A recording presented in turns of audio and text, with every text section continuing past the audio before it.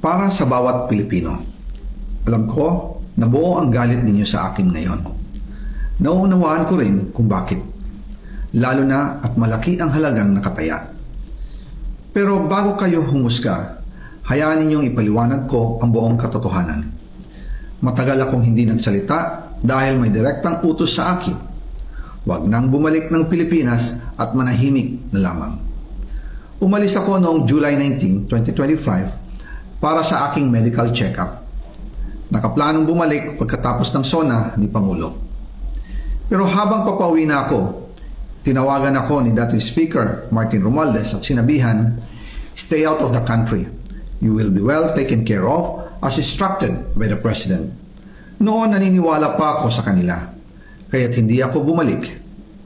Tumikom ang aking bibig, sumunod ako, pero ang hindi ko alam, ang ibig pala nilang sabihin sa aalagaan ka namin ay gagamitin ako bilang panakipbutas sa kanilang kampanya laban sa korupsyon. Ginawa nila akong poster boy ng kanilang sariling kasinungalingan. Ngayon, hindi na ako mananahimik, ilalabas ko ang lahat ng katotohanan. May resibo, may ebidensya at may pangalan.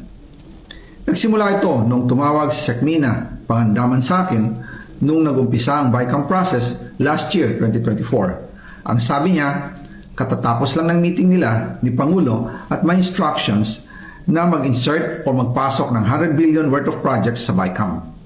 At sinabi pa ni Sekmina, you can confirm with Yusek Adrian Bersamin dahil magkasama sila sa meeting ni Pangulong BBM noong araw na yon. Tinawagan ko po agad si Yusek Adrian Bersamin at tinanong ko kung may instruction nga ba ang Pangulo na magpasok ng 100 billion during their meeting. Ang sabi niya ay totoo nga po. Right after our conversation, tinawagan ko po si dating Speaker Martin Romualdez at nireport ko ang instructions ng Presidente to insert the 100 billion projects. At sinabi niya sa akin, what the President wants, he gets.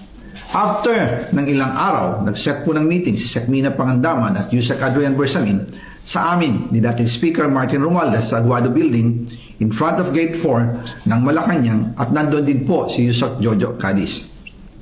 During the meeting, binigay po ni Yusek Adrian Bersamin ang listahan na worth 100 billion. Tinanong ko po si Yusek Adrian kung saan galing ang listahan. Ang sagot niya, galing kay PBBM mismo at binigay niya ito mula sa brown leather bag. Nung sinabi po ni Yusek Adrian Bersamin, yung brown leather bag, naalala ko noong nasa Singapore kami right after the elections of May 2022 sa Hilton Hotel, kami ni dating Speaker Martin and PBBM habang pauwi at pabalik ng Pilipinas, hinabol ng PSG ang brown leather bag at ang sabi ni PBBM, maiwan na lahat, wag lang ang brown leather bag. Kaya naniwala ako na utos talaga ito ng Pangulo.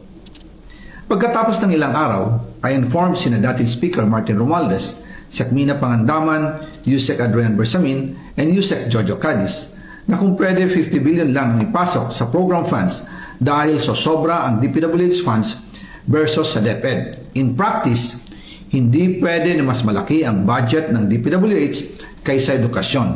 And yung balance na 50 billion, ilagay na lang sa program funds for the 2025 budget.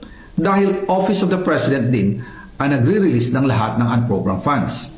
Pagkatapos ng isang araw, tinawagan ako ni Sekmina at sinabi ang mensahe ng Pangulo, ipasok ninyo yan dahil pinangako na sa akin ni Speaker Martin yan at hindi na pwedeng baguhin. Kumbaga, ang utos ng hari hindi pwedeng mabali. Again, I informed the Speaker and asked clearance about the instructions ng Pangulo. At ang sabi niya, wala tayong magagawa. Kaya po nagtataka ako kung bakit sinasabi ni Pangulo na hindi niya makilala ang budget, samantalang lahat na binawas at dinagdag sa mga ahensya ng gobyerno ay humihingi ng approval sa kanya si Sekmina Pangandaman.